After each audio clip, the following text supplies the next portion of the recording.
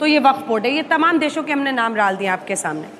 अब सवाल है कि कमाई भी तो हो ना, गरीबों तक भी पहुंचे। सबसे बड़ा सवाल तो यही है कि बड़े बड़े नेताओं पर, all India Muslim personal law board के सदस्यों पर यह आरोप है कि उन्होंने जमीनें हड़प ली, वहां पर वो कारोबार चला रहे हैं और रेंट दे रहे हैं 50 रुपया 60 रुपया, तो फिर उसका फायदा ही नहीं मिल रहा। अंजना जी, सबसे पहले बात आपकी मैं काटता हूँ कि 2 मंदिरों पे इससे ज़्यादा मुझे तमिलनाडु में और आंध्रा में इससे ज़्यादा ज़मीन 2 मंदिरों पे आप जो बता रहे हैं कि वक्फ बोर्ड पे ज़्यादा नहीं है, ऐसी बात गलत बयानी हो रही है। हम ये कहते हैं कि बिल जो आया है और उसमें ये भ्रष्टाचार ख़त्म करना चाहते हैं, ये चाहते हैं कि हिंदुस्तान में रहने वाले मुसलमानों को उसकी सहूलत मिले, लेकिन आर्टिकल 52 में 2 साल की सजा थी भ्रष्टाचारियों को, इन्होंने इस बिल में 6 महीने की क्यों कर दी? मैं ये पूछ रहा हूँ कि 60% जो बाप पे इनकम होती थी आपने 5% कर दी, क्यों कर दी? बात ये है कि दिलों में आग, लबों पर गुलाब रखते हैं, ये सब अपने चेहरे पे 1 नहीं 2-2 100 नकाब रखते हैं। मैं कहता हूँ ये चाहते हैं कि 80% वोटर हमारी तरफ आ जाए, इसलिए वह बिल लाए।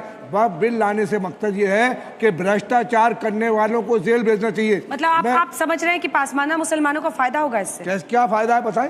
आप ही कह रहे हैं ना कि उनकी तरफ चले जाएंगे। नहीं, मैंने ये फायदे के बिना थोड़ी जाएंगे। मैं ये कह रहा हूँ भ्रष्टाचार करने वालों के खिलाफ अगर ये बिल है तो 30 साल से गुजरात में सरकार भारतीय जनता पार्टी की है, 25 साल से मध्य प्रदेश में सरकार, प्रेसिडेंट जो वक्फ बोर्ड का बनता है वो सरकार बनाती है, 20 साल से बिहार में और 7 साल से उत्तर प्रदेश में और 10 साल से उत्तराखंड में। तो इन भ्रष्टाचारियों को जेल जाना चाहिए था। वक्फ बोर्ड का चेयरमैन भ्रष्टाचार करता है, ना तो आम नागरिक करता, ना आम मुसलमान करता, मुतवल्ली करता है, उन सबको जेल जाना चाहिए। उसमें इन्होंने जेल भेजने का काम पिछले 11 साल चेहरा छिपाने लगे कि किधर बैठे हैं आप, मुतवल्ली भ्रष्टाचार कर रहा है, खुद ही आप कह रहे हैं। जो वक्फ बोर्ड में उन्होंने तो भ्रष्टाचार किया, वक्फ बोर्ड का चेयरमैन सरकार बनाती है ना, मुतवल्ली सरकार बनाती है, भ्रष्टाचार सरकार के लोग हैं, भारतीय जनता पार्टी के लोग। बोर्ड की तरफ से मुतवल्ली अपॉइंट होता है, वक्फ बोर्ड की तरफ से। रुक जाइए doctor Shalini.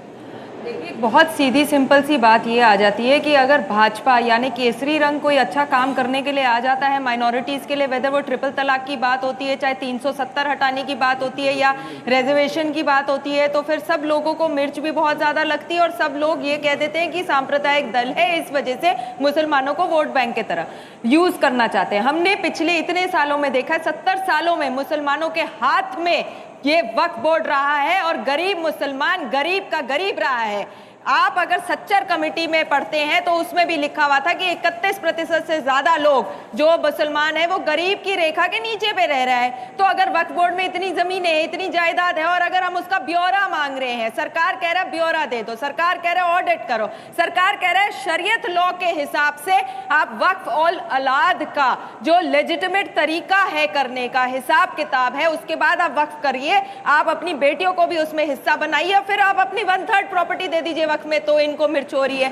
And most importantly अभी जो ये साहब कह रहे थे कि 7% था 5% दे दिया, 2% ज्यादा ही मिला है ना, 2% ज्यादा जो मिला है, मेरे को बोल देने दीजिए, मैंने आपकी बात बहुत शांति से सुनी थी, मेरे को बोल देने दीजिए। 2% ज्यादा मुतवली को मिल रहा है काम करने के लिए, अपने जेब में भरने के लिए नहीं। तो अगर ऑडिट होता है तो उसको वो 2% का हिसाब देना पड़ेगा जो वो ज्यादा इस्तेमाल कर रहा है।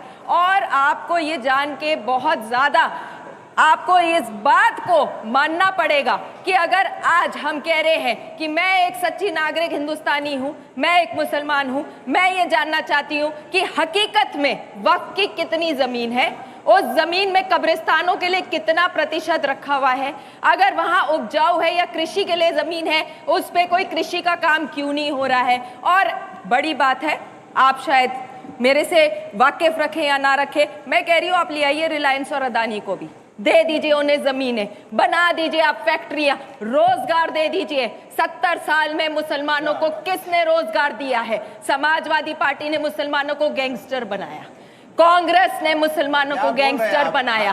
मैं गलत नहीं कह रही हूँ, क्यों नहीं?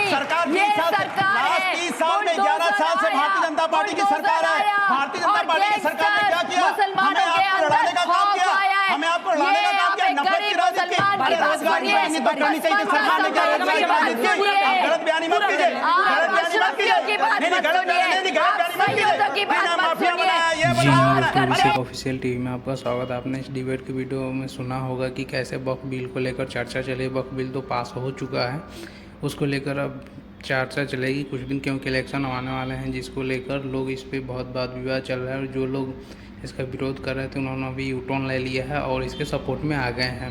लेकिन कुछ ऐसे राजनीतिक पार्टी है जो अभी भी विरोध कर रही है, क्योंकि उनको लगता है कि अगर वो सपोर्ट में आ जाएंगी तो उनके वोट पर असर पड़ सकता है। तो आपको क्या लगता है, कमेंट कीजिएगा। और जो भी मौलवी साहब ने बताया वो सही था या गलत, कमेंट करके ज़रूर बताइएगा। और ऐसी वीडियो देखने के लिए हमारे साथ जुड़े रहिए। तो चलिए वीडियो का दूसरा पार्ट जल्दी से शुरू करते हैं।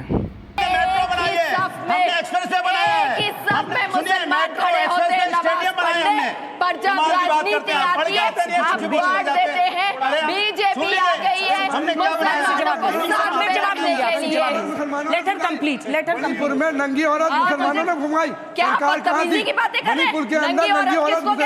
देश के अंदर आपने कोई बात कही? आप कैसी बातें कर रही हैं? मैं कह रहा हूँ गुजरात में सरकार आपकी, शब्द दिखा दीजिए।